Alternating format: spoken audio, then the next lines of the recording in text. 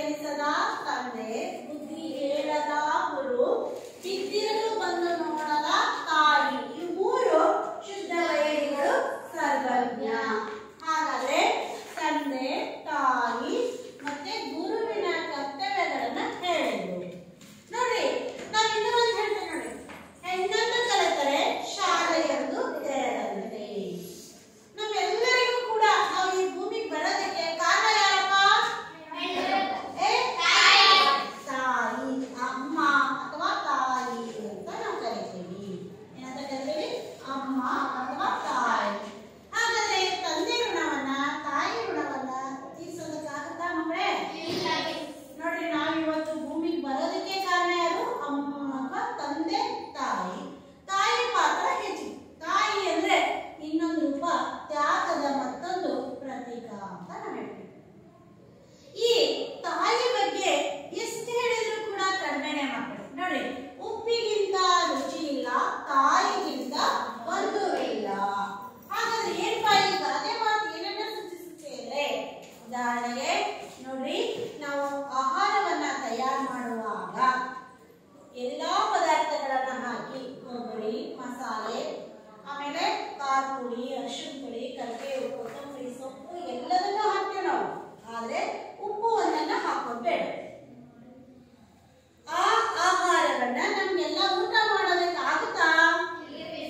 ಅದೇ ಉದಾಹರಣೆಗೆ ಉಲ್ಟ ಆಗೋದು ಅಂದ್ರೆ ತಿರುವಾಗೋದು. ಹೇಗಾಗಪ್ಪ? ನಾವು ಏನೂ ಬೇಡ, ನಮಗೆ ಖಾರ ಪುಡಿ ಬೇಡ, ಮಸಾಲೆ ಪೌಡರ್ ಬೇಡ, ಕರಿಬೇವು ಕೊತ್ತಂಬರಿ ಬೇಡ. ನಾವು ರೊಟ್ಟಿ, ಚಪಾತಿ, ಅನ್ನ, ಅಂಬ್ಲಿ, ಮುದ್ದೆ ಏನೇ ಇದ್ರೂ ಕೂಡ ಒಂದು ಹರಳು ಉಪ್ಪನ್ನ ಹಾಕಿ ನಾವೆಲ್ಲರೂ ಕೂಡ ಬೇಳೆ ಕಾಳುಗಳನ್ನ ಬೇಯಿಸಿ, ಸೊಪ್ಪನ್ನ ಬೇಯಿಸಿ ಏನಾದ್ರೂ ಊಟ ಮಾಡ್ಬೇಕಾದ್ರೂ ಕೂಡ ನಾವೇನ್ ಮಾಡ್ಬೋದು? ಒಂದು ಹರಳು ಉಪ್ಪಿದ್ರೆ ನಾವೆಲ್ಲರೂ ಊಟ ಮಾಡ್ಬೋದು ತಾನೆ. ಹಾಗಾಗಿ ಅಂದ್ರೆ ಎಲ್ಲ ರುಚಿಗಳಲ್ಲಿ ಶ್ರೇಷ್ಠವಾದ ರುಚಿ ಏನು ಅಂದ್ರೆ ಉಪ್ಪು. ಏನಪ್ಪಾ ಅಂದ್ರೆ ನೀವು ಅಂಗಡಿ ಮಾಡ್ಕೊಳ್ಳಿ, ಅದಕ್ಕೆ ಒಂದು ಹರಳು ಹಾಕೊಂಡು, ಹಾಲಿದ್ರೆ ಹಾಲು, ತುಪ್ಪ ಇದ್ರೆ ತುಪ್ಪ, ಮಜ್ಜಿಗೆ ಇದ್ರೆ ಮಜ್ಜಿಗೆ, ಬೆಣ್ಣೆ ಇದ್ರೆ ಬೆಣ್ಣೆ, ಒಟ್ಟಾರೆಯಾಗಿ ನಿಮ್ಗೆ ಏನಿರುತ್ತೋ ಅನ್ನಕ್ಕಾಗಿರ್ಬೋದು, ಆಮೇಲೆ ರೊಟ್ಟಿಗಾಗಿರ್ಬೋದು, ಅಥವಾ ಮುದ್ದೆಗಾಗಿರ್ಬೋದು, ಅಂಬ್ಲಿಗಾಗಿರ್ಬೋದು, ಯಾವುದಕ್ಕಾದ್ರೂ ಕೂಡ ಒಂದು ಹರಳು ಉಪ್ಪಿದ್ರೆ ನಾವು ಊಟವನ್ನ ಮಾಡಬಹುದು. ಆದ್ರೆ ಉಪ್ಪಿಲ್ಲದೆ ಊಟ ಮಾಡೋದಕ್ಕೆ ಸಾಧ್ಯ ಇಲ್ಲ ಅನ್ನೋದು. ಈಗ ನೀವು ಶಾಲೆ ಮುಗಿಸ್ಕೊಂಡು ಮನೆಗೆ ಹೋಗಿದ್ದೀರಾ, ಬ್ಯಾಗ್ ತಗೊಂಡ ಮನೆಗೆ ಎಲ್ಲರೂ ಅದಾರೆ, ಎಲ್ಲರೂ ಅದಾರೆ. ಅಪ್ಪ, ಅಣ್ಣ, ಅಕ್ಕ, ತಂಗಿ, ದೊಡ್ಡಪ್ಪ, ಚಿಕ್ಕಪ್ಪ, ಬಂಧು, ಸೋದರ ಮಾವ ಎಲ್ಲರೂ ಅದಾರೆ. ಎಲ್ಲರೂ ಅವ್ರು ಏನ್ ಮಾಡ್ತಾ ಇದಾರೆ? ಅವರವರ ಕೆಲಸದಲ್ಲಿ ಅವರವರು. ನೀವು ಬಂದಿರೋದನ್ನ ನೋಡ್ತಾರೆ. ಎಲ್ಲೋ ಸ್ವಲ್ಪ ತಾತ ಅಜ್ಜಿ ಆದ್ರೆ ಏನಾಗ್ಬೋದು? ಈಗ ಬಂದೇನೋ ಅಂತ ಕೇಳ್ಬಿಟ್ಟು ಹೋಗು ಅಂತ ಅಷ್ಟೇ ಅಂತಾರೆ. ಎಲ್ಲರೂ ಅದಾರೆ, ಎಲ್ಲರೂ ಅವ್ರವ್ರ ಕೆಲಸದಲ್ಲಿ ಅವ್ರು ಏನಾಗಿರ್ತಾರೆ? ನಿಮ್ ಕಡೆ ಗಮನ ಹರಿಸಲ್ಲ. ಅವಾಗ ನಿಮ್ಮ ಅಮ್ಮ ಇಲ್ಲ, ನಿಮ್ ತಾಯಿ ಮನೆಯಲ್ಲಿಲ್ಲ, ಎಲ್ಲೋ ಹೊರಗೆ ಹೋಗಿದ್ದಾರೆ. ನೀವೇನ್ ಮಾಡ್ತೀರಿ? ಮನೆಯೆಲ್ಲ ಹುಡುಕ್ತೀರಿ. ನಿಮ್ಮ ಆಡು ಭಾಷೆಗಳ ಯವ್ವ ಯವ್ವ, ಅಮ್ಮ, ಮಮ್ಮಿ ಏನೋ ಒಂದು ಕರೀತಾ ನೀವೇನ್ ಮಾಡ್ತೀರಿ?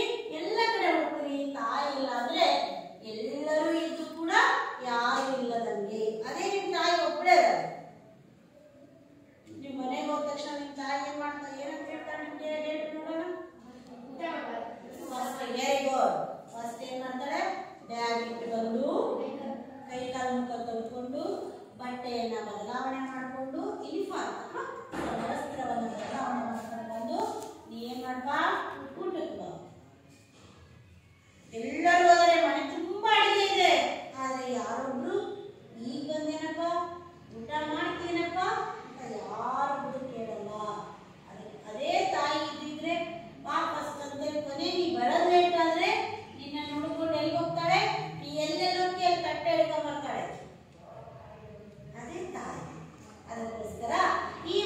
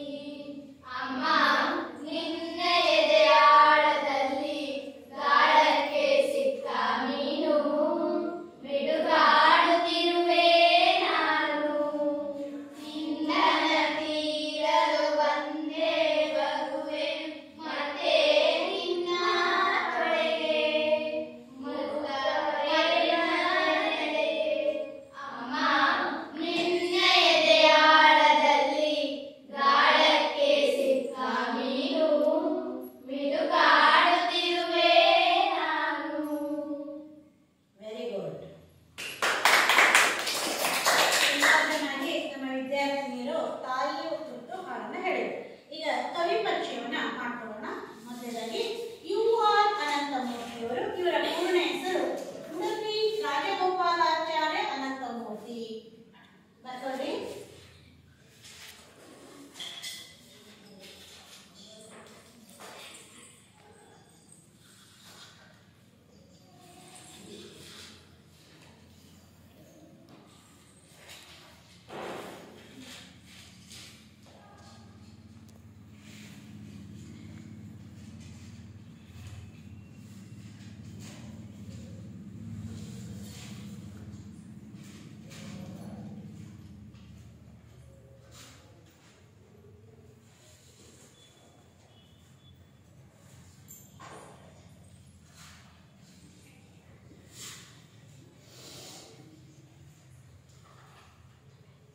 ನೋಡ್ರಿ, ಡಾಕ್ಟರ್ ಯು ಆರ್ ಅನಂತಮೂರ್ತಿಯವರು.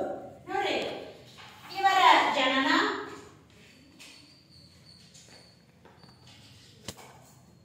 1932.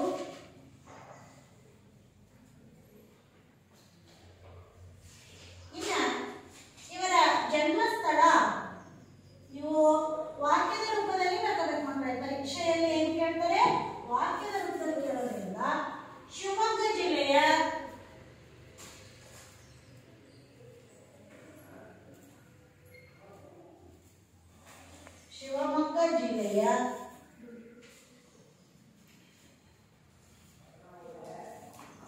ತೀರ್ಥಹಳ್ಳಿ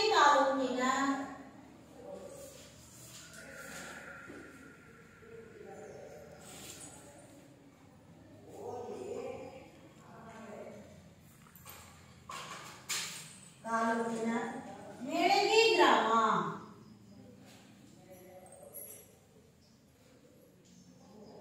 ಯಾರು? U R Ananthamurthy. ನೋಡಿ, ಇವರು ಹಾಗಾದ್ರೆ ಮೈಸೂರು ವಿಶ್ವವಿದ್ಯಾನಿಲಯದಲ್ಲಿ MA ಪದವಿಯನ್ನು ಪಡೆದಿದ್ದು, ಇಂಗ್ಲೆಂಡಿನ ಬರ್ಮಿಂಗ್ಹ್ಯಾಮ್ ವಿಶ್ವವಿದ್ಯಾನಿಲಯದಿಂದ ಇಂಗ್ಲಿಷ್ ಮತ್ತು ತೌಲನಿಕ ಸಾಹಿತ್ಯ ಎಂಬ ವಿಷಯದಲ್ಲಿ PhD ಪದವಿಯನ್ನು ಕೂಡ ಇವರು ಪಡ್ಕೊಂಡಿದ್ರು. ಇಂಗ್ಲಿಷ್ ಪ್ರಾಧ್ಯಾಪಕರಾಗಿ ಮೊದಲ ಏನ್ ಮಾಡ್ತಾರೆ? ಬರ್ಕೋಬೇಕು ನವೀನ, ಬರ್ಕೋ. ಇಂಗ್ಲಿಷ್ ಪ್ರಾಧ್ಯಾಪಕರಾಗಿ ಸೇವೆಯನ್ನು ಆರಂಭಿಸಿದರು. ಕೊಟ್ಟಾಯಂ ಮಹಾತ್ಮ ಗಾಂಧೀಜಿ ವಿಶ್ವವಿದ್ಯಾನಿಲಯದ ಕುಲಪತಿಗಳಾಗಿಯೂ ಸಹ ಸೇವೆಯನ್ನು ಸಲ್ಲಿಸಿದರು. ಇವರು ಹಲವಾರು ಕೃತಿಗಳನ್ನು ರಚನೆ ಮಾಡಿದ್ದಾರೆ. ಸಂಸ್ಕಾರ, ಭಾವ, ಅವಸ್ಥೆ, ಭಾರತೀಪುರ ಮುಂತಾದ ಕಾದಂಬರಿಗಳು. ಎಂದೂ ಮುಗಿಯದ ಇವರ ಒಂದು ಕತೆ. ಆಮೇಲೆ ಅಜ್ಜನ ಹೆಗಲ ಸಿಕ್ಕುಗಳು. ಅನಂತರ ಇವರಿನ್ನೂ ಹಲವಾರು ಕೃತಿಗಳನ್ನ ರಚನೆ ಮಾಡಿದ್ದಾರೆ ಮಕ್ಕಳೇ. ಇವರಿಗೆ ಬಂದಿರತಕ್ಕಂತಹ ಪ್ರಶಸ್ತಿಗಳು ನೋಡ್ರಿ, ಗೌರವ ಗಿರಿ ರಾಜ್ಯೋತ್ಸವ ಪ್ರಶಸ್ತಿ, ಅನಂತರದಲ್ಲಿ ಭಾರತ ಸರ್ಕಾರ ಪದ್ಮಭೂಷಣ ಪುರಸ್ಕಾರ, 1994ರಲ್ಲಿ ಭಾರತೀಯ ಜ್ಞಾನಪೀಠ ಪ್ರಶಸ್ತಿ, 2002ರಲ್ಲಿ ತುಮಕೂರಿನಲ್ಲಿ ನಡೆದಿರತಕ್ಕಂತಹ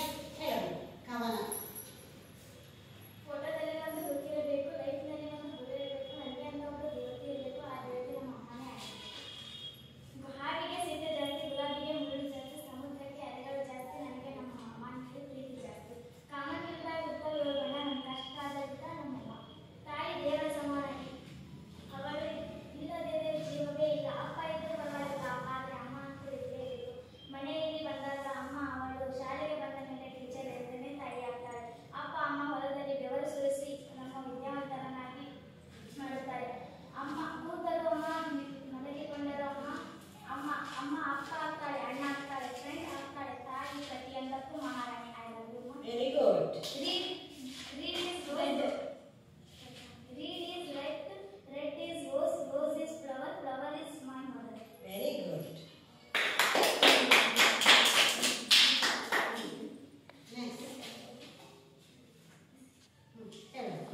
ಮನೆಯ ಮೊದಲ ಪಾಠಶಾಲೆ ಜನನಿಯ ತಾಯಿ ಗುರು. ಜನನಿಯಿಂದ ಪಾಠ ಕಲಿತ ಜನರೇ ಧನ್ಯರು ಎನ್ನುವ ಮಾತು ಸರ್ವಕಾಲಿಕ ಸತ್ಯ ಹಾಗೂ ನೀತಿಯುಕ್ತ ನುಡಿಯಾಗಿದೆ. ಮಕ್ಕಳ ಬದುಕಿನಲ್ಲಿ ಅಮ್ಮನ ಪಾತ್ರ ಎಷ್ಟು ಮಹತ್ವದ್ದು ಎನ್ನುವುದು ಪ್ರತಿಯೊಬ್ಬರ ವೈದ್ಯವಾಗಿದೆ ಇರುತ್ತದೆ. ಮಾನವನ ಸಂಸ್ಕಾರಯುತ ಜೀವನದ ಆರಂಭವಾಗಿದೆ ತಾಯಿಗೆ ಮಾಡಿದ ಹಾಗೆ ನಡೆಯುವುದು ಸಜ್ಜನಿಗೆ ಮಕ್ಕಳ ಬಾಲ್ಯದ ಮೇಲೆ ತೀವ್ರ ಪರಿಣಾಮವನ್ನು ಬೀರುತ್ತದೆ.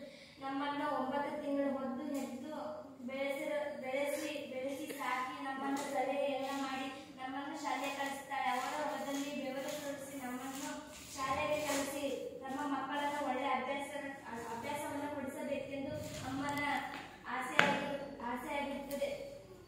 ನಾವು ಮನೆಯಲ್ಲಿದ್ದಾಗ ಅಮ್ಮನನ್ನು ಕಾಣುತ್ತೇವೆ. ಶಾಲೆಗೆ ಬಂದಾಗ ಟೀಚರ್ನನ್ನು ಅಮ್ಮನ ರೂಪದಲ್ಲಿ ಕಾಣುತ್ತೇವೆ. ಅಮ್ಮ ಸಂಸ್ಕಾರವನ್ನು ನೀಡಿದರೆ ಜನಿಸಿದ ಈ ತಾಯೆಲ್ಲ ಈ ಪರಿಸರವನ್ನಪ್ಪಿ ಬೆಳೆದ ಬಾಲ್ಯದ ನೆನಪುಗಳು ಮಾನವನ ಜೀವನದಲ್ಲಿ ಅಚ್ಚಳಿಯದ ಮುತ್ರೋಪಿಯನ್ನುಡುತ್ತವೆ. ಈ ಎಲ್ಲ ನೆನಪುಗಳು ಬುತ್ತಿಯನ್ನು ಈ ಮೂಲಕ ಕಟ್ಟಿಕೊಡುವುದು ನನ್ನ ಅಮ್ಮನ ಆಶ್ರಯದಲ್ಲಿ. Very good. ಯಾರು ರೆಡಿ ಇದ್ದೀರಿ? ನೀವು ಯಾರಾದರೂ ರೆಡಿ ಇದ್ದೀರಪ್ಪ? ನೀರಿಗೆ ನೈದಿಲೆಯೇ ಶೃಂಗಾರ, ಸಮುದ್ರಕ್ಕೆ ತೆರೆಯೇ ಶೃಂಗಾರ, ನಾಯಿಗೆ ಗುಣವೇ ಶೃಂಗಾರ, ಗಗನಕ್ಕೆ ಚಂದ್ರನೇ ಶೃಂಗಾರ, ನಮ್ಮ ಮನೆಗೆ ನಮ್ಮ ಅಮ್ಮನೇ ಶೃಂಗಾರ. Very good. Next Bhairavi, Poornima. ನೋಡಿ ಇಲ್ಲಿ ತನಕ ಸೈಯದ್ ಎರಡೇ ಮಾತುಗಳನ್ನು ಹೇಳಿ ನಿಮ್ಮ ಇದ್ರ ಭಾಷೆ ಹೇಳಿ ಬೇಗ ಬೇಗ ಹೇಳಿ. ಹೇಳಿ ಸೈಯದ್. ಬೇಗ ಹೇಳಬೇಕಾ? ಎಲ್ಲರೂ ಪ್ರಯತ್ನ ಪಡಬೇಕು. ಕೆಲವೊಂದು ನಮ್ಮ ವಿದ್ಯಾರ್ಥಿಗಳು ತುಂಬ ಚೆನ್ನಾಗಿ ಪ್ರಯತ್ನ ಮಾಡಿದ್ದಾರೆ. ಇನ್ನೇ ಕೆಲವೊಂದು ವಿದ್ಯಾರ್ಥಿಗಳು ನಮ್ಮ ಭಾಷೆಯಲ್ಲಿ ಬಹುಶಃ ಹೇಳೋಕ್ಕಾಗಲಿ ಅನ್ನೋ ಪ್ರೀತಿಯನ್ನು ವ್ಯಕ್ತಪಡಿಸ್ತಾ ಇದ್ದಾರೆ ಕೆಲವೊಬ್ರು. ಆದರೆ ತಾಯಿ ಬಗ್ಗೆ ಎಷ್ಟು ಹೇಳಿದ್ರು ಕೂಡ ಕಡಿಮೆನೆ. ಎಲ್ಲರೂ ಕೂಡ ಕವಿ ಪರಿಚಯ ಆದ ನಂತರದಲ್ಲಿ ಪುಸ್ತಕವನ್ನು ತೆರೆಯಿರಿ ಮಕ್ಕಳೇ. ಪಾಠ 7 ಅಮ್ಮ. U R Ananthamurthy. ಪ್ರವೇಶ. ಕನ್ನಡ ಸಾಹಿತ್ಯದಲ್ಲಿ ಆತ್ಮಕಥನಕ್ಕೆ ವಿಶಿಷ್ಟ ಸ್ಥಾನವಿದೆ. ವ್ಯಕ್ತಿಯೊಬ್ಬ ತಾನು ಬದುಕಿದ ರೀತಿಯನ್ನ ಮತ್ತು ತನ್ನ ಜೀವನದಲ್ಲಿ ತಾನು ಕಂಡುಂಡ ನೋವು ನಲಿವುಗಳ ರೀತಿಯನ್ನು ತಾನೇ ಬರೆದುಕೊಳ್ಳುವುದು ಆತ್ಮಕಥೆಯಾಗಿದೆ. ವ್ಯಕ್ತಿ ತನ್ನ ಬದುಕನ್ನ ಕುರಿತು ಸಿಂಹಾವಲೋಕನ ಮಾಡಿಕೊಂಡ ಜೀವನದ ಯಶೋಗಾಥೆ ಇದಾಗಿದೆ. ವಾಸ್ತವದ ಜೊತೆಗೆ ಕಲಾತ್ಮಕತೆ ಈ ಸಾಹಿತ್ಯದ ರಚನೆಯ ಜೀವನಾಡಿಯಾಗಿರುತ್ತದೆ. ಈ ಸಾಹಿತ್ಯದ ವಿಷಯ ವ್ಯಾಪ್ತಿಯು ಸಮಕಾಲೀನ ಮತ್ತು ಚಾರಿತ್ರಿಕ ಸಂಗತಿಗಳಾದ ಸಾಮಾಜಿಕ, ಧಾರ್ಮಿಕ, ಆರ್ಥಿಕ, ಶೈಕ್ಷಣಿಕ ಹೀಗೆ ಹಲವಾರು ಪರಿಸರಗಳಿಂದ ಕೂಡಿದ್ದಾಗಿದ್ದು ವಾಚಕರ ಮನವನ್ನ ತನ್ನೆಡೆಗೆ ಸೆಳೆಯುತ್ತದೆ. ಮಾನವನ ಬದುಕಿನಲ್ಲಿ ಬಾಲ್ಯ ಕಟ್ಟಿಕೊಡುವ ನೆನಪುಗಳು ಅಪಾರ ಹಾಗೂ ಅಮೋಘ. ಬಾಲ್ಯದ ಈ ನೆನಪಿನಂಗಳದಲ್ಲಿ ತುಂಬಿ ಬರುವ ಈ ನೆನಪಿನ ಬುದ್ಧಿಯು ಬದುಕಿನುದ್ದಕ್ಕೂ ಎಷ್ಟು ಸವಿಯುತ್ತಿದ್ದರೂ ಮುಗಿಯದ ಅಕ್ಷಯ ಪಾತ್ರೆಯಾಗಿರುತ್ತದೆ. ಮಲೆನಾಡಿನ ಪ್ರಕೃತಿಯ ಮಡಿಲಲ್ಲಿ ಬರುವ ತನ್ನೂರಿನ ಜನಜೀವನದೊಂದಿಗೆ ತನ್ನ ಶಾಲಾ ದಿನಗಳ ನೆನಪನ್ನು ಓದುಗರ ಮನಮುಟ್ಟುವಂತೆ ಲೇಖಕರು ಇಲ್ಲಿ ಚಿತ್ರಿಸಿದ್ದಾರೆ.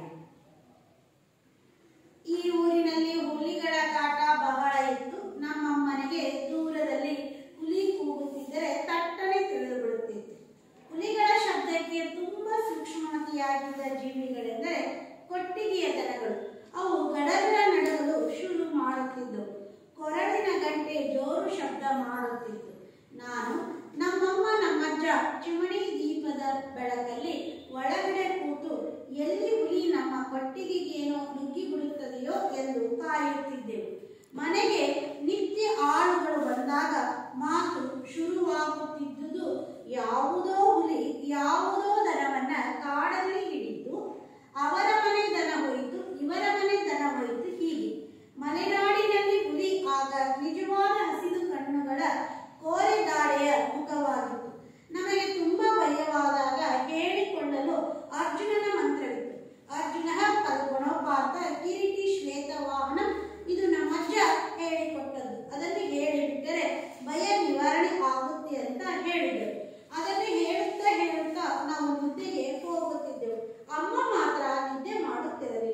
ಬೆಳಗ್ಗೆ ಎದ್ದು ಕೊಟ್ಟಿಗೆಯಲ್ಲಿ ಎಲ್ಲ ದನಗಳಿವೆ ಎಂದು ಗೊತ್ತಾದಾಗ ಮನಸ್ಸಿಗೆ ಸಮಾಧಾನ.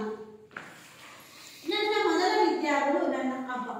ಅಮ್ಮ ಸ್ಕೂಲಿಗೆ ಹೋಗಿ ಸ್ವಲ್ಪ ಓದು ಬರೆಯಲು ಕಲಿತಿದ್ದಳು. ಸ್ಕೂಲಿನಲ್ಲಿ ಅವಳು SV ಪರಮೇಶ್ವರ್ ಭಟ್ಟರ ಸಹಪಾಠಿಯಾಗಿದ್ದಳು. ಕೆರೆಕೊಪ್ಪದ ಮನೆಯಲ್ಲಿದ್ದಾಗ ನನಗೆ ಅಕ್ಷರಾಭ್ಯಾಸ ಪ್ರಾರಂಭವಾಯಿತು. ಆಗ ಸ್ಕೂಲ್ ಹತ್ತಿರ ಇರಲಿಲ್ಲ. ಹಬ್ಬದ ದಿನ ಅದು. ಸರಸ್ವತಿ ನಮಸ್ತುಭ್ಯಂ ವರದೆ ಕಾಮರೂಪಿಣೆ ವಿದ್ಯಾರಂಭಂ ಕರಿಷ್ಮಾನಿ ಸಿದ್ಧಿರ್ಭವತು ಮೇ ಸದಾ ಎಂದು ಹೇಳಿ ಅಮ್ಮ ನೆಲದಲ್ಲಿ ಮರಳು ಹರಡಿ ಕೂರಿಸಿ ನನ್ನ ಬೆರಳನ್ನು ಹಿಡಿದುಕೊಂಡು ಅ ಎಂಬ ಅಕ್ಷರವನ್ನು ಬರೆಯಿಸಿದ್ದಳು. ಅಮ್ಮ ನಿತ್ಯ ಹೀಗೆ ಮಾಡಿಸುತ್ತಿದ್ದರಿಂದ ನಾನು ಶಾಲೆಯಲ್ಲಿ ಅಕ್ಷರ ಕಲಿಯುವುದಕ್ಕೆ ಆರಂಭಿಸುವ ಹೊತ್ತಿಗೆ ಅನೇಕ ಅಕ್ಷರಗಳನ್ನು ಕಲಿತು ಬಿಟ್ಟಿದ್ದೆ. ಹುಲಿಯ ಭಯದಿಂದಾಗಿ ನನ್ನನ್ನು ಆ ದಿನಗಳಲ್ಲಿ ಶಾಲೆಗೆ ಕಳುಹಿಸುತ್ತಿರಲಿಲ್ಲ. ಪಾಠ ಹೇಳಲು ಮನೆಗೆ ಒಬ್ಬರು ಬರುತ್ತಿದ್ದರು. ಅವರ ಹೆಸರು ಕೃಷ್ಣಪ್ಪಯ್ಯ. ಬಹಳ ಕಟ್ಟುನಿಟ್ಟಿನ ಮೇಷ್ಟ್ರು ಅವರು. ನನಗೂ ಆಗ ರಜದ ಹೂವನ್ನ ತಂದು ಕೋಣಿಸಿ ದೊಡ್ಡ ದೊಡ್ಡ ಸರಗಳನ್ನು ಮಾಡಿ ಅಮ್ಮನಿಗೆ ಮುಡಿಯುವುದಕ್ಕೆ ಕೊಡುವುದು, ನಾನು ಮುಡಿದುಕೊಳ್ಳುವುದು ಇದರಲ್ಲೇ ಹೆಚ್ಚು ಆಸಕ್ತಿ. ಆಗ ನನಗಿನ್ನು ಚೌಲವಾಗಿರಲಿಲ್ಲ. ನನಗೂ ಹೆಣ್ಣು ಮಕ್ಕಳಂತೆ ಉದ್ದ ಕೂದಲಿತ್ತು. ಮಗಳು ಬೇಕೆಂಬ ಅಮ್ಮನ ಆಸೆ ಪೂರೈಕೆಯಾದದ್ದು ಅವರ 3ನೇ ಹೆರಿಗೆಯಲ್ಲಿ. ಅಮ್ಮ ಒಂದೊಂದು ಸಾರಿ ನನಗೆ ಹುಡುಗಿಯರ ಉಡುಪು ತೊಡಿಸಿ ಹೂವು ಮುಡಿಸುತ್ತಿದ್ದರು. ನಾನು ರಂಜದ ಹೂವನ್ನ ಪೋಣಿಸುತ್ತಾ ಕುಳಿತಿದ್ದು ಕಂಡರೆ ಕೃಷ್ಣಪ್ಪಯ್ಯ ಅವರಿಗೆ ಸಿಟ್ಟು ಬರುತ್ತಿತ್ತು. ಕೃಷ್ಣಪ್ಪಯ್ಯವರೇ ಅಧಿಕೃತವಾಗಿ ನನ್ನ ಮೊದಲ ಶಿಕ್ಷಕ.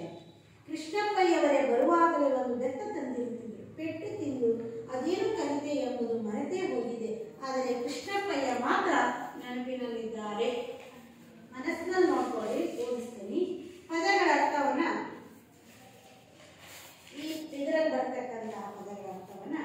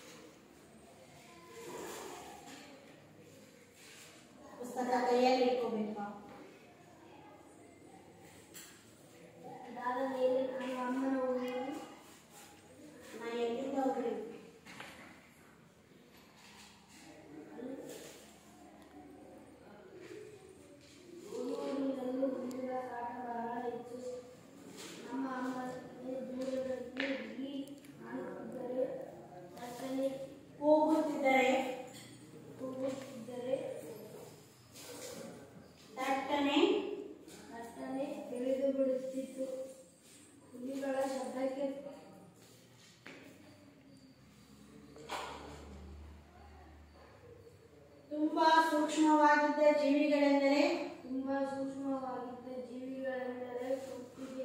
ಕೊಟ್ಟಿಗೆಯ ದನಗಳು. ದಿನ ಮನೆಗೆ ಹೋಗಿ ಓದಪ್ಪ, ಓದು ದರ್ಶನ ಬಡಿಗೆ.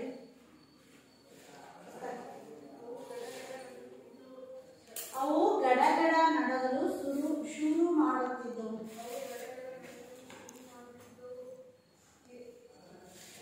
ಕೊರಳಿನ ಗಂಟೆ ಜೋರು ಶಬ್ದ ಮಾಡುತ್ತಿತ್ತು. ನಮ್ಮಮ್ಮ ನಮ್ಮ ಅಜ್ಜ ಚಿಮಣಿ ದೀಪದ ಬೆಳಕಲ್ಲಿ ಒಳಗಡೆ ಕೂತು ಎಲ್ಲಿ ಹುಲಿ ನಮ್ಮ ಕೊಟ್ಟಿಗೆಗೇನೋ ನುಗ್ಗಿ ಬಿಡುತ್ತದೆಯೋ ಎಂದು ಕಾಯುತ್ತಿದ್ದೆವು. ನೈಸ್ ಸೈಯರ್.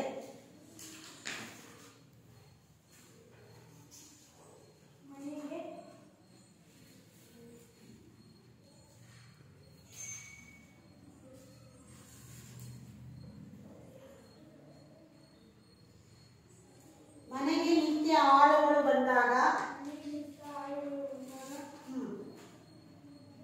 ಮಾತು ಶುರುವಾಗುತ್ತಿದ್ದುದು.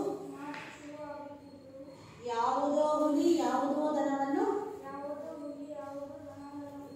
ಕಾಡಲ್ಲಿ ಹಿಡಿತು.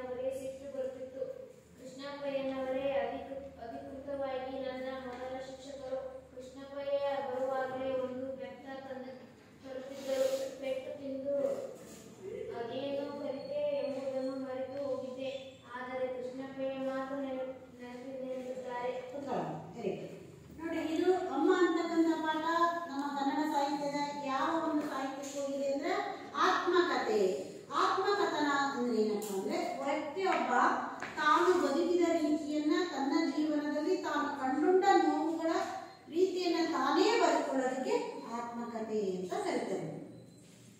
ಅದರ ಜೊತೆಗೆ ಏನಪ್ಪಾ ಅಂದ್ರೆ ಸಾಮಾಜಿಕ, ಚಾರಿತ್ರಿಕ ಈ ರೀತಿಯಾಗಿರ್ತಕ್ಕಂಥದ್ದು.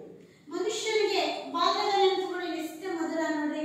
ನೀವು ನೆನಪು ಮಾಡ್ಕೊಡ್ರಿ, ನೀವು ಮೊದಲ ಹೆಜ್ಜೆಯನ್ನ ಇಟ್ಟಾಗ, ಮೊದಲು ತೊದಲು ನುಡಿ ನುಡಿದಾಗ, ಆಮೇಲೆ ಕದ್ದು ಹುಣಸೆ ಹಣ್ಣು ಹರ್ಕೊಂಬಂದಾಗ, ಅಥವಾ ಪೇಗಣ್ಣು ಕದ್ದು ಹರ್ಕೊಂಬಂದು ಹೊಡೆಸ್ಕೊಂಡು ಮನೆಗೆ ಬೈಸ್ಕೊಂಡು, ಅಥವಾ ಮನೆಯಲ್ಲಿರ್ತಕ್ಕಂತಹ ಒಂದು ಇದನ್ನ ಎಲ್ಲರೂ ಸೇರಿ ಸ್ನೇಹಿತರೆಲ್ಲ ಸೇರಿ ಅದೇನಾಗಿರ್ತದೆ, ಒಂದಿಷ್ಟು ಬೆಲ್ಲ, ಪುಟಾಣಿ, ಶೇಂಗಾ, ಮನೆಯಲ್ಲಿರೋ ಶೇಂಗಾ ಚೀಲದಲ್ಲಿ ಏನ್ ಮಾಡ್ತಿರ್ತೇವೆ ನಾವು ಅಂದ್ರೆ ಚೀಲಕ್ಕೆ ಹಿಂಗ್ ದೊಡ್ಡದಾಗಿ ಗೋಲ್ ಮಾಡ್ಕೊಂಡು ಶೇಂಗಾ ಕದ್ದು ತಗೊಂಡ್ಬರ್ತೀವಿ. ಹೌದಾ? ನೀವು ಮೊದಲು ಭಾಷಣ ಮಾಡಿದಾಗ, ಮೊದಲು ಹಾಡನ್ನು ಹೇಳಿದಾಗ, ಮೊದಲು ಶಾಲೆಗೆ ಓದಿದ್ದಾಗ, ಆಮೇಲೆ ಶಾಲೆಯಿಂದ ನೀವು ಪ್ರಾರಂಭದಲ್ಲಿ ಚಿಕ್ಕ ಮಕ್ಕಳು ಇರುವಾಗ ಒಲ್ಲೆ ಒಲ್ಲೆ ಅಂತ ಹತ್ತೊಂದು ಬರ್ತಿರ್ತೀವಿ. ಹೌದಾ? ಆದ್ರೆ ಮೊದಲು ಊಟ ಮಾಡಿಸ್ಬೇಕಾದ್ರೆ ಪ್ರತಿಯೊಂದು ಕ್ಷಣನೂ ಕೂಡ ಏನಂದ್ರೆ ಅತ್ಯಂತ ಶ್ರೇಷ್ಠವಾಗಿರ್ತದೆ. ಯಾಕಂದ್ರೆ ಅದು ಬಾಲ್ಯ, ಅದು ಯಾರಿಗೂ ಸಿಗಲ್ಲ, ಅದು ಏನ್ ಕೊಟ್ಟರು ಸಿಗಲ್ಲ, ಯಾರಿಗೂ ಸಿಗಲ್ಲ. ಅವಾಗ ನಮಗದು ತಿಳಿಯೋದಿಲ್ಲ. ಅದಕ್ಕೋಸ್ಕರ ಅದು ನೆನಪಿನ ಬುದ್ಧಿ ಬದುಕಿನುದ್ದಕ್ಕೂ ನೀವು ದೊಡ್ಡವರಾದಂತೆಲ್ಲ ವಯಸ್ಸಾದಂತೆಲ್ಲ ಅವೆಲ್ಲ ನಿಮ್ಗೆ ನಿಮ್ಮ ಮಕ್ಕಳು, ನಿಮ್ಮ ಮೊಮ್ಮಕ್ಕಳು ಮಾಡುವಾಗ ನಿಮ್ಗೆ ನಾವ್ ಹಿಂಗ್ ಮಾಡ್ತಿದ್ವಿ, ಹಂಗ್ ಮಾಡ್ತಿದ್ವಿ ಅನ್ನೋದು ನೆನಪಾಗುತ್ತೆ. ಈ ರೀತಿ ಇರೋದು ಜನ. ಅದರ ಜೊತೆಗೆ ಶಾಲಾ ನೆನಪಿನ ದಿನಗಳು. ಪ್ರಾರಂಭ ಹಂತದಲ್ಲಿ ಶಾಲೆಯಲ್ಲಿ ಬಳಸ್ಕೊಂಡಿರ್ತೀರಿ, ಬೆಳೆಸ್ಕೊಂಡಿರ್ತೀರಿ. ಆದ್ರೆ ನಂತರದಲ್ಲಿ ನೀವು ಪ್ರೌಢಾವಸ್ಥೆಗೆ ಬರ್ತೀರಿ, ಆಮೇಲೆ ಕಾಲೇಜ್ ಹೋಗ್ತೀರಿ. ಆಮೇಲೆ ಏನಾಗ್ತಾವ ಅಂದ್ರೆ ನೀವು ಬಯಸ್ಕೊಂಡಿದ್ದು, ಪ್ರೌಢಶಾಲೆಗೆ ಬಂದಿದ್ದು, ಬರದೇ ಇದ್ದಾಗ ಮೇಷ್ಟ್ರುಗಳು ಹೊರಗೆ ಹಾಕಿದ್ದು, ಅಪ್ಪ ಅಮ್ಮ ಬೈದಿರೋದು, ಅಪ್ಪ ಹೊರಗೆ ಹಾಕಿದ್ದು, ಈ ರೀತಿಯಾಗಿ ಪ್ರತಿಯೊಬ್ಬರ ಜೀವನದಲ್ಲೂ ಕೂಡ ಒಂದಿಲ್ಲ ಒಂದು ಸಿಹಿಯ ಜೊತೆಗೆ ಕಹಿ ಘಟನೆಗಳು ಇರ್ತವೆ. ಸಿಹಿಯ ಜೊತೆ ಕಹಿ ಘಟನೆಗಳು ಇರ್ತವೆ. ಲೇಖಕರ ಊರಿಗೆ ಏನಾಗಿತ್ತಪ್ಪ ಅಂದ್ರೆ ಹುಲಿಗಳ ಕಾಟ ಬಾಳ. ಅವ್ರದ್ದು ಏನಪ್ಪಾ ಅಂದ್ರೆ ಮಲೆನಾಡು ಪ್ರದೇಶ.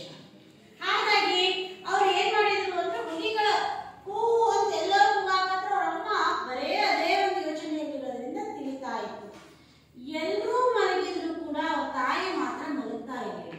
ಯಾವಾಗ ಅವ್ರು ನೆಮ್ಮದಿಯಾಗಿ ಅಂದ್ರೆ ರಾತ್ರಿ ಎಲ್ಲರೂ ಮಲಗಿದ ಮೇಲೆ ಅವ್ರು ಏನ್ ಮಾಡ್ತಿದ್ರು ಅಂದ್ರೆ ಸುಮ್ಮನೆ ಯೋಚನೆ ಮಾಡ್ಕೊಂತ ಕುತ್ಕೊಂತಿದ್ರು. ಬೆಳೆ ಹರಿತಿತ್ತು, ಮನೆಗೆ ಆಳುಗಳು ಬರ್ತಾ ಇದ್ರು. ಆಳುಗಳು ಬಂದವ್ರೆ, ಅವ್ರು ಆ ಗೌಡ್ರ ಮನೆಗೆ ಹೋಗ್ ಬಂದ್ರಿ, ಈ ಗೌಡ್ರ ಮನೆಗೆ ಹೋಗ್ ಬಂದ್ರಿ, ಇವ್ರ ಮನೆ ದನ ಹೋಗೈತೆ ಅಂದ್ರಿ ಅಂತ ಹೇಳ್ಕೊಂತಲೇ ಪ್ರಾರಂಭ ಮಾಡ್ತಿದ್ರು. ಅಮ್ಮ ಯಾವಾಗ ಸಮಾಧಾನ ಆಗ್ತಿದ್ರು ಅಂದ್ರೆ ಬೆಳಗ್ಗೆ ಎದ್ದು ಬಂದು ಕೊಟ್ಟಿಗೆ, ದನ ಕಟ್ಟುವ ಸ್ಥಳವನ್ನ ಕೊಟ್ಟಿಗೆ ಅಂತ ಕರೀತಾರೆ. ಆ ಒಂದು ಕೊಟ್ಟಿಗೆಗೆ ಬಂದು ದನ ಕರುಗಳನ್ನ ಎಣಿಸಿ ಅವು ಸರಿಯಾಗಿದ್ದು ಅಂದ್ರೆ ತುಂಬಾ ಖುಷಿಯಿಂದ ಸಮಾಧಾನ ಇರ್ತಿತ್ತು.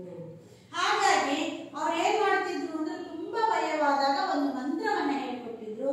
ಅಂದ್ರೆ ಅರ್ಜುನ ಫಲ್ಗುಣೆ ಪಾತ್ರಕ್ಕೆ ಶ್ವೇತವಾಹನ. ಇದನ್ನ ನಮ್ಮ ಅಜ್ಜ ನಮ್ಗೆ ಯಾವಾಗಾದ್ರೂ ನಾವ್ ಏನ್ ಮಾಡ್ತೀವಿ ಅಂದ್ರೆ ತೀರ ಭಯವಾದಾಗ ಓಂ ನಮಃ ಶಿವಾಯ, ಓಂ ನಮಃ ಶಿವಾಯ ಅಥವಾ ದೇವರ ನಾಮವನ್ನ ವಿಭೂತಿ ಧರಿಸ್ತೇವೆ, ಗಂಧ ಧರಿಸ್ತೇವೆ. ಕೊನೆಗೆ ಇನ್ನೂ ಬಾಳ ಭಯ ಅಂತಂದ್ರೆ ಒಂದು ನಿಂಬೆ ಹಣ್ಣು ಕೊಡ್ತಾರೆ, ಇಟ್ಕೊಳ್ತೇವೆ. ಒಟ್ಟಾರೆಯಾಗಿ ವಿಭೂತಿ ಧರಿಸ್ಕೊಂಡು ಏನ್ ಮಾಡ್ತೀವಿ, ನಾವು ಭಯವನ್ನು ನಿವಾರಣೆ ಮಾಡ್ತಾ ಇರ್ತೀವಿ. ಆದ್ರೆ ಅಮ್ಮ ಸಮಾಧಾನ ಆಗ್ತಿತ್ತು. ಇನ್ನ ಇವರು ಮೊದಲ ಅಕ್ಷರಾಭ್ಯಾಸ ಇವ್ರ ತಾಯಿಯಿಂದಲೇ ಪ್ರಾರಂಭ ಆಗಿತ್ತು. ಇವ್ರ ತಾಯಿಗೆ ಸ್ವಲ್ಪ ಓದಲು ಬರೆಯಲು ಕಲ್ತಿರೋದ್ರಿಂದ ಅವ್ರೇನ್ ಮಾಡಿದ್ರು ಅಂದ್ರೆ ಕವಿಗಳಾಗಿರ್ತಕ್ಕಂಥ ಎಸ್.ವಿ. ಪರಮೇಶ್ವರ ಭಟ್ ಅವರ ಸಹಪಾಠಿಯಾಗಿದ್ರು. ಅವರಿಗೆ ಏನ್ ಮಾಡಿದ್ರು ಅಂದ್ರೆ ಪುಸ್ತಕನ ಹರಡಿದ್ರು. ಆ ಉಸ್ಕಿನ ಮೇಲೆ ಪ್ರಾರಂಭ ಒಳ್ಳೆ ದಿನ ನೋಡಿ, ಹಬ್ಬದ ದಿನ. ನಿಮಗೂ ಕೂಡ ವಿದ್ಯಾಭ್ಯಾಸವನ್ನ ಹಾಗೆ ಮಾಡ್ತಿರ್ತಾರೆ ಮಕ್ಕಳು. ಈಗೆಲ್ಲ ಇನ್ನೂ ಸುಧಾರಿಸಿದರೆ. ಶೃಂಗೇರಿಗೆ ಹೋಗಿ ಶಾರದಾಂಬೆಯಲ್ಲಿ ಆ ನಕ್ಷತ್ರದ ದಿನದಂದು 3 ವರ್ಷದಿಂದ 5 ವರ್ಷದೊಳಗಾಗಿ ಒಂದು ತಟ್ಟೆ ತಗೊಂಡು, ಅಕ್ಕಿ ತಗೊಂಡು ಅದರಾಗೆ ಒಳ್ಳೆ ದಿನ ಅಕ್ಷರವನ್ನು ಬರ್ಸ್ತಾರೆ. ಆದ್ರೆ ನಮ್ಮ ಗ್ರಾಮೀಣ ಪ್ರದೇಶದಲ್ಲಿ ನಾವು ಮಾಡದೇ ಇಲ್ಲ. ಆ ಮಗು ಪೆನ್ ಹಿಡಿತಂದ್ರೆ ದೌಡ್ ಬರ್ಸ್ಬಿಡ್ತೇವೆ, ಮಗು ಬಾಯಿ ತೆಗಿತು ಅಂದ್ರೆ ಉಳಿಸ್ಬಿಡ್ತೇವೆ. ಆ ರೀತಿ ಮಾಡಬಾರ್ದು. ಅನ್ನಪ್ರಾಶನ, ಅನ್ನವನ್ನ ಕೊಡೋದು ಮೊದಲು ಸೋದರ ಮಾವನ ಕಡೆಯಿಂದ ಸಿಹಿ ತುತ್ತನ್ನ ಶಾಂಗಿ ಸಿಹಿ ಇಡ್ತಾರೆ ನೋಡಿ. ಮೊದಲು ಸೋದರ ಮಾವನ ಜೊತೆ ಇಡಿಸ್ತಾರೆ ಕೆಲವೊಂದು. ಆಮೇಲೆ ಚೌಲ. ಅದಕ್ಕೋಸ್ಕರ ಇವ್ರ ತಾಯಿ ಏನ್ ಮಾಡಿದ್ರು ಅಂದ್ರೆ ಸರಸ್ವತಿಯ ಒಂದು ಮಂತ್ರವನ್ನ ಹೇಳಿ ಒಳ್ಳೇದಾಗಲಿ ನನ್ನ ಮಗನಿಗೆ, ಎಲ್ಲಾ ರೀತಿಯಿಂದ ತೊಂದರೆಗಳಿಂದ ಅಂತ ಹೇಳಿ ಏನ್ ಮಾಡಿದ್ರು, ಮೊದಲ ಅಕ್ಷರವನ್ನ ಯಾವ ಅಕ್ಷರವನ್ನು ಬರ್ಸಿದ್ರು ಅವರು? ಎಂಬ ಅಕ್ಷರವನ್ನ ಬರ್ಸಿದ್ರು. ಆದ್ರೆ ಅಕ್ಷರ ಕಲಿಯ ಹೊತ್ತಿಗೆ ಅನೇಕ ಅಕ್ಷರಗಳನ್ನ ಅವರು ಯಾರಿಂದ ಕಲ್ತಿದ್ರು? ಅವರ ತಾಯಿಯಿಂದ ಕಲ್ತಿದ್ರು. ಹುಲಿ ಭಯದಿಂದಾಗಿ ಅವ್ರ ತಾಯಿಯವರು ಶಾಲೆ ದೂರಿರೋದ್ರಿಂದ ಮಗನನ್ನ ಏನ್ ಮಾಡ್ತಾ ಇರ್ಲಿಲ್ಲ, ಶಾಲೆ ಕಳಿಸ್ತಾ ಇರ್ಲಿಲ್ಲ. ಆದ್ರಿಂದ ಯಾರಿಗೆ ಇವರಿಗೆ ಅಕ್ಷರ ಹೇಳ್ಕೊಡಕ್ಕೆ ಬರ್ತಾ ಇದ್ರು. ಆದ್ರೆ ಇವ್ರಿಗೊಂದು ಹುಚ್ಚಿತ್ತು. ಏನು ಅಂದ್ರೆ ಅವಾಗ ಒಂದು ಹೂ ಸಿಕ್ತಿದ್ವು. ಆ ಹೂಗಳನ್ನ ಇವ್ರ ತಾಯಿಗೆ ಹೆಣ್ಣು ಮಗುವಿನ ಮೇಲೆ ಬಹಳ ಪ್ರೀತಿ. ಹಾಗಾಗಿ ಹೆಣ್ಣು ಮಕ್ಕಳಾಗ್ಲಿ ಅಂತ ತಿಳ್ಕೊಂಡು ಇವರಿಗೆ ಏನ್ ಮಾಡ್ತಿದ್ರು ಅಂದ್ರೆ ಹೆಣ್ಣು ಮಕ್ಕಳ ಬಟ್ಟೆಯನ್ನ ಹಾಕಿ ಹೂವನ್ನ ಮುಡಿಸಿ ಪ್ರೀತಿಯಿಂದ ಕಾಣ್ತಾ ಇದ್ರು. ಆದ್ರೆ ಕೃಷ್ಣಪ್ಪಯ್ಯ ಮೇಷ್ಟ್ರು ಬಂದವರೇ ಹೂ ಹಿಡ್ಕೊಂಡು ಕುತ್ಕೊಂಡಿದ್ ನೋಡಿದ್ರೆ ಹೊಡಿತಿದ್ರು. ಇವ್ರ ತಾಯಿ ಏನ್ ಮಾಡ್ತಿದ್ರು ಅಂದ್ರೆ ತಲೆ ಬಾಚಿ ಹೂ ಮುಡಿಸಿ ಹೆಣ್ಣು ಮಕ್ಕಳ ವೇಷವನ್ನ ಹಾಕಿ ತುಂಬಾ ಪ್ರೀತಿಯನ್ನ ಕಾಣ್ತಾ ಇದ್ರು.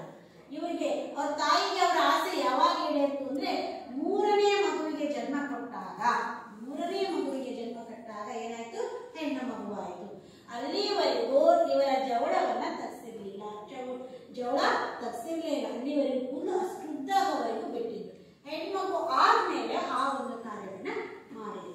ಯಾಕೆ ಅಂದ್ರೆ ಅವ್ರು ಸಿಟ್ಟು ಬರ್ತಿತ್ತು ಅಂದ್ರೆ ಹೆಣ್ಣು ಮಕ್ಕಳ ಬಟ್ಟೆ ಹಾಕಿ ನಿಮ್ಮೆಲ್ಲ ಹೆಣ್ಮಕ್ಳು ಆಗ್ತಾನ ಅಂತ ಅವ್ನು ಬರೇ ತಾಯಿಯವ್ರ ಜೊತೆಗಿರೋದು, ಹೂ ಹರ್ಕೊಂಬರೋದು, ಹೂ ಕೊಡಿಸ್ತಾ ಕುತ್ಕೊಳ್ಳೋದು. ಅದನ್ನ ನೋಡಿದಾಗ ಯಾರು ಸಿಟ್ಟು ಬರ್ತಾ ಇತ್ತು, ಇವನು ಹುಡುಗದನೆ, ಹುಡುಗನಾಗಿರ್ಲಿ ಅಂತ. ಹಾಗಾಗಿ ಅವರು ಯಾರ ಹತ್ರ ಅಕ್ಷರಗಳನ್ನು ಹೆಚ್ಚು ಕಲ್ತ್ರಪ್ಪ, ಅಮ್ಮನ ಹತ್ರ. ಆದ್ರೆ ಅವ್ರು ಹೇಳ್ಕೊಳ್ಳೋದು ಗುರು ಯಾರು, ಮೊದಲ ಗುರು ಕೃಷ್ಣಪ್ಪಯ್ಯ. ನಾಳೆ ದಿನ ಬರ್ಬೇಕಾದ್ರೆ ಮಕ್ಕಳೇ ಮುಂದಿನ ಒಂದು ಪಾಠವನ್ನ ಮುಂದಿನ ಅವಧಿಯಲ್ಲಿ ಹೇಳ್ತೀನಿ. ಇವತ್ತೆರಡು ಪ್ರಶ್ನೆಗಳನ್ನು ಬರ್ಕೊಂಡಿದ್ದ ಪಾಠ ಬರ್ಕೊಳ್ತೀರಾ? ಮೊದಲನೇ ಪ್ರಶ್ನೆ, ಲೇಖಕರ ಮೊದಲ ವಿದ್ಯಾಗುರು ಯಾರು? ಬರ್ಕೊಳ್ಳಿ. ಎರಡನೇ ಪ್ರಶ್ನೆ, ಬಾಲ್ಯದಲ್ಲಿ ಲೇಖಕರು ಬರೆಯವಾದಾಗ ಯಾವ ಮಂತ್ರವನ್ನ ಹೇಳ್ಕೊಡ್ತಾ ಇದ್ರು? ಜೊತೆಗೆ ಏನ್ ಮಾಡ್ಬೇಕು ಅಂದ್ರೆ ಮಕ್ಕಳೇ ಈ ಮುಂದಿನ ಭಾಗವನ್ನ ಓದ್ಕೊಂಡು ಈ ಭಾಗದ ಪ್ರಶ್ನೆಗಳನ್ನ ನೋಡ್ಕೊಂಡು ಬರ್ಬೇಕು. ಈಗ ಮೊದಲನೇ ಭಾಗವನ್ನ ಇಲ್ಲಿಗೆ ಮುಗಿಸ್ತಾ ಇದ್ದಾನೆ. ಧನ್ಯವಾದ.